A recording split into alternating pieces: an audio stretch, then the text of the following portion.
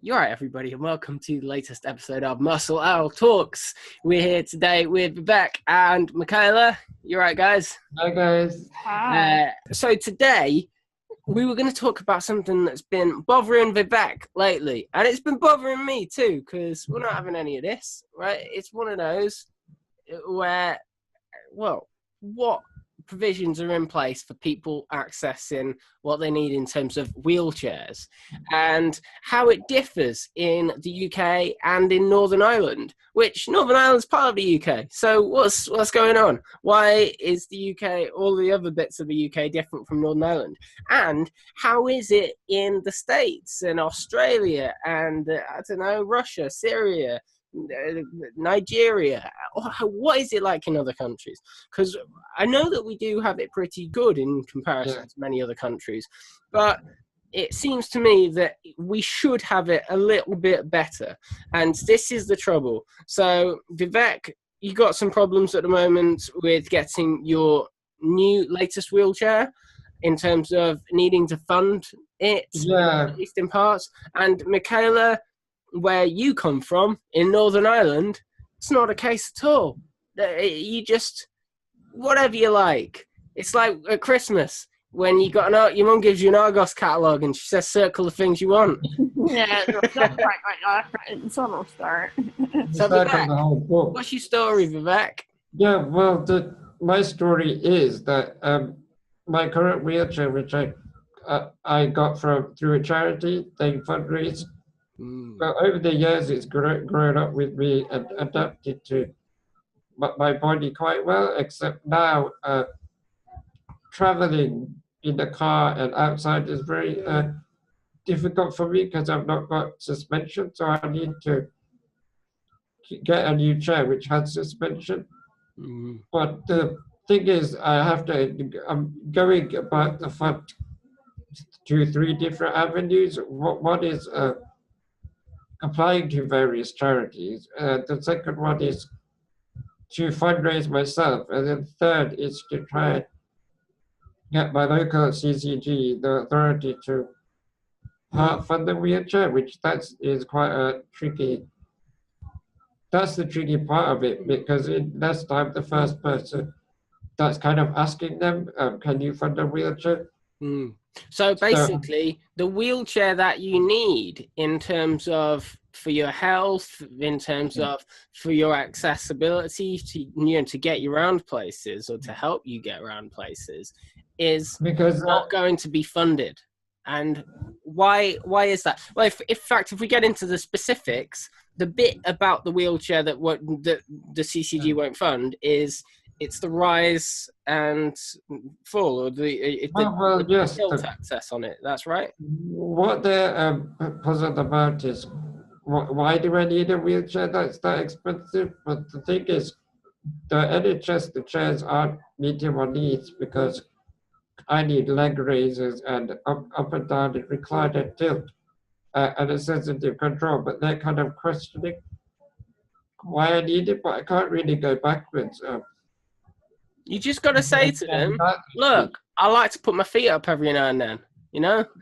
Yeah, well, I'm having to write letters and kind of stating exactly that if I don't have a wheelchair, I wouldn't really have it. I wouldn't really have a life, to be honest. Yeah, I mean, it's ridiculous. And it does seem like, to use a 90s reference here, Joey in Friends, he always liked having that big armchair or whatever. They're making it sound like you want some kind of armchair sort of Ferrari type thing.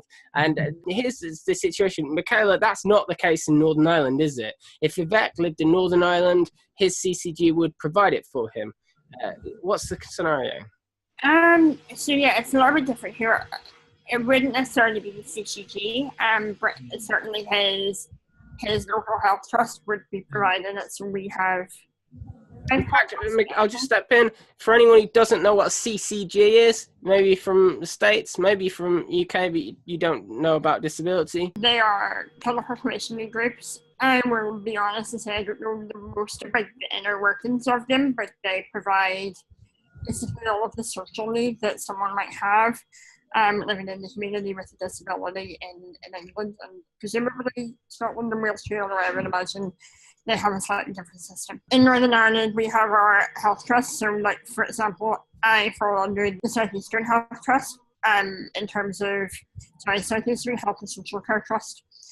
So our health and social care money is effectively combined. We don't have separate pots of money for those two areas. So my occupational therapist will bring me an appointment for wheelchair services, which is in the Belfast Trust. I'm assessed there by a bioengineer that I have known almost my entire life, and I have a really good relationship with. He will look at me and go, "What's going on with your chair?" I'll say, "The batteries are going, it's not driving straight." Give him all the money. He says, "Right, well, when did you get your chair?" I'll say, "Maybe 4 to 5 years ago, normally." And he'll say, "Right, time for a new chair. I'm not putting new batteries in it. It's not worth it." So we then start the process. He brings me out a number of chairs he has sitting in the showroom. He'll say, "What type of chair do you want? Do you want rear wheel? Do you want mid wheel? Do you want front wheel? Do you want rise and fall? Do you want all-wheel drive?" So we do a bit of that is like completely the different thing for me. They don't really, you can't specify what kind of chair you need. They don't give you questions. It's just, you have to find out themselves, because the CCGs, they fund my personal health budget, so my care portion, they kind of distribute it. But the thing is, that care portion, getting a wheelchair is part of my care, so they should be able to fund part of the wheelchair. Really, yeah, it's just that they're confused. Like, yeah, I think a disabled person needs a wheelchair. Oh, yeah, no, I'm thinking, Michaela, one of the big differences you pointed out to me was that in Northern Ireland, an occupational therapist always takes part in terms of saying, you're sort of validating and verifying, this person does need this type of wheelchair, and then that's ticked the box. Whereas Vivek, it seems like he has to sort of write a letter himself and say, "This is why I need it, pretty please." Yeah, so this is new on me. I thought that happened everywhere. The occupational therapist, my own occupational therapist will come with me. What they've started doing in recent years is actually having an occupational therapist that just does wheelchairs, and they also come with you. So they're like the expert on the wheelchair. Your occupational therapist is the expert on you. And then you get your bioengineer who tells you what can and can't be done. And the 4 of us, work together to find the right chair. I knew this time around that I wanted a mid-wheel or a front-wheel drive. That was it. I did not want a rear wheel anymore, and that was just the way it was, because I find them easier to drive. I find them much more mobile in them. Anyone who's seen me drive lately can see how naturally I can move in this chair. And for me, that's really important, because I do find myself in some tight spots, as everyone does. So there's the things that I have an input on, like colour. Colour is a big thing when you're younger, especially. Because you get picking your colour, and you see colour and all that sort of thing. And the other group behind you really need a special cushion. And I turn around and I go, "I sit on a cushion from IKEA. It costs 80p. I am not putting a £300 cushion on that chair because you gotta admit, the Rohos are pretty good. That's what I hear. Yeah, I never liked Roho. Really? Roho wasn't my thing, yeah. For people with I hear nothing better than a Roho. Roho's the favourite. Oh, yeah, they are the best. I sit on one, they're amazing. But everyone loves Roho. Sitting on one right now. And I'm sitting on an IKEA cushion. In fact, this is a good way to put this into perspective for somebody, for an audience maybe who don't know anything about disability and don't really, can't just appreciate just offhand the importance of particular wheelchairs. I hear people with Duchenne from other countries, perhaps, saying because they can't get a right cushion or a cushion at all for them to use in their wheelchair, they can only sit down for about 2 hours a day because it hurts too much. I can vouch for that. It hurts. But that's the thing. People never expect that, would they? But the thing is, this current wheelchair, my Boulder, the reason I needed the Boulder wheelchair and I couldn't sit in the NHS wheelchair at all. So I was stuck in bed for a year. I didn't go to school. Well, when was this?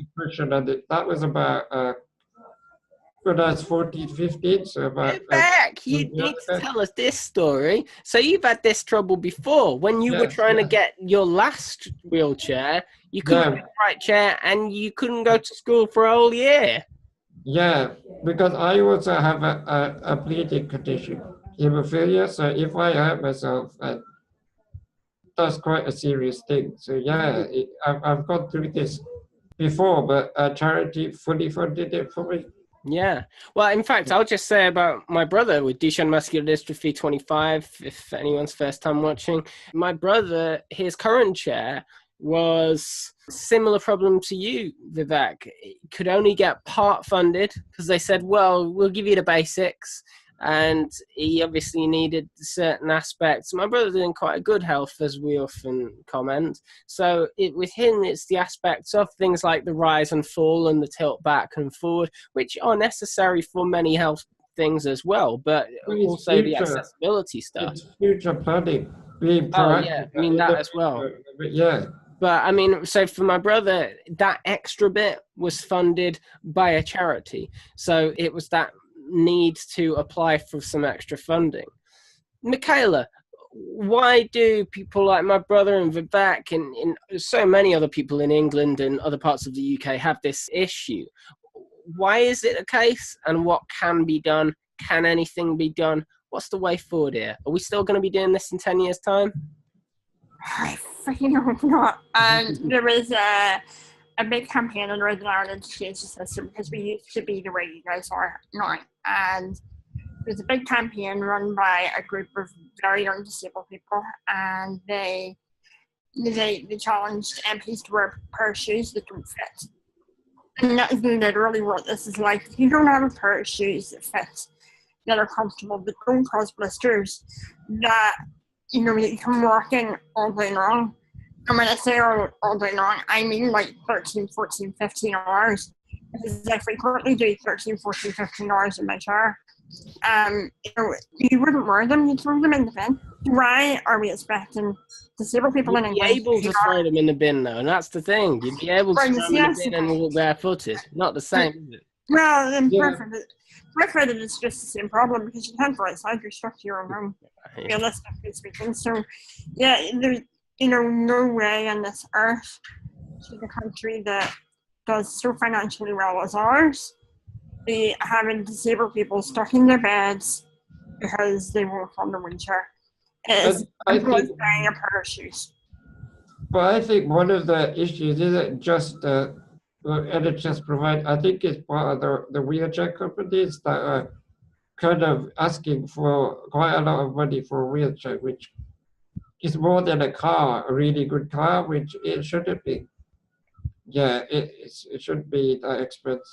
Yeah, I mean, my chair that I'm in at the moment cost $7 or $8 grand 3 years ago. I'm sure you can add £1,000 onto that now. There are other chairs that cost upwards of £20,000 a year. Yeah, well, my chair at the minute was 19-something thousand. Yeah, and that's just not excusable. It doesn't cost. I mean, the chair that I'm in, you're in a Boulder, I'm in a Compton.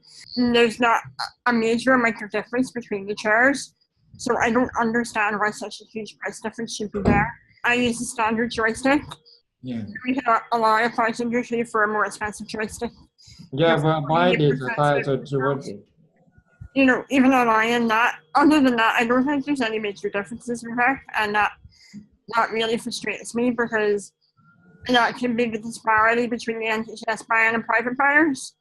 And, that brings us into an argument about privatisation, but it's just, the government needs to find a way to sort this out because there are going to be people with bed sores. Vivek, you in your situation could end up with a massive bleed.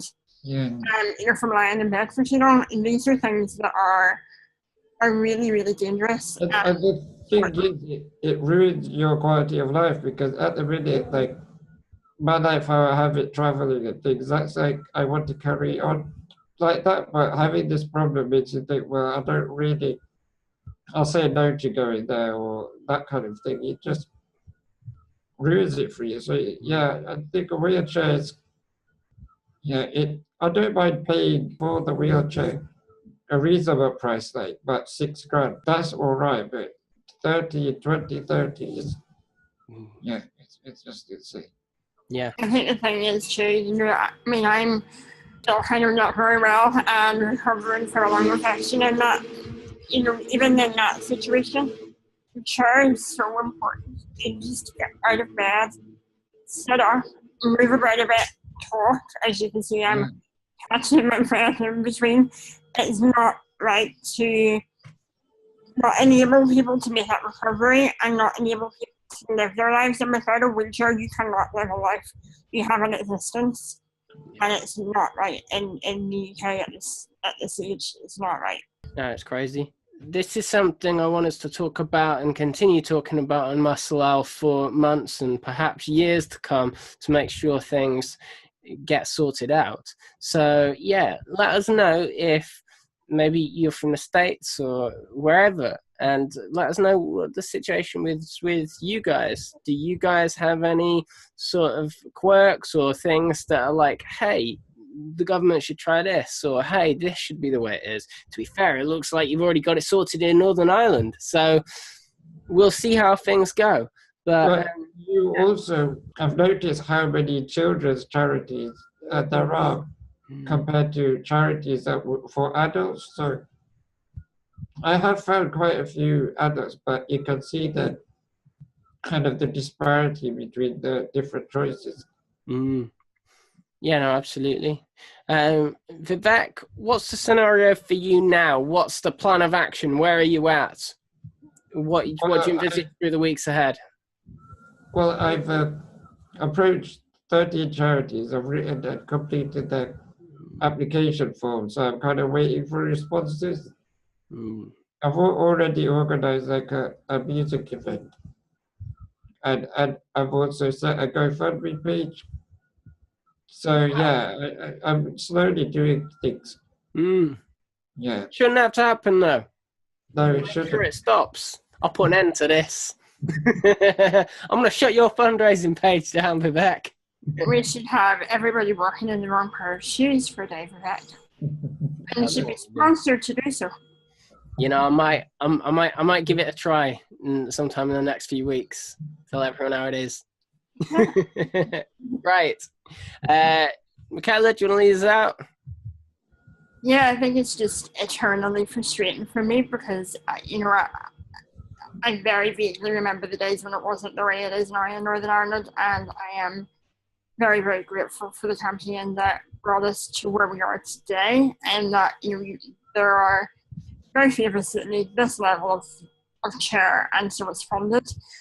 I just hope that the government in Westminster can learn from Northern Ireland and develop that relationship that is already so close. Theresa May has a very close link to an MP who I know has first-hand experience of this, and I would hope that he can encourage the Prime Minister to look at this and fix it, because it's not right. And I know people like Vivek shouldn't be having to fundraise for a wheelchair. That's like having to fundraise for a pair of shoes, and I keep going back to it, and I make no apology for it. It is like fundraising for a pair of shoes. It's not right, and it's time that the government made some action on it. Right. We'll keep you updated on this, guys, and thanks for watching, and hopefully we'll see you again soon. Yeah. Enjoy. Thanks, guys. Bye-bye.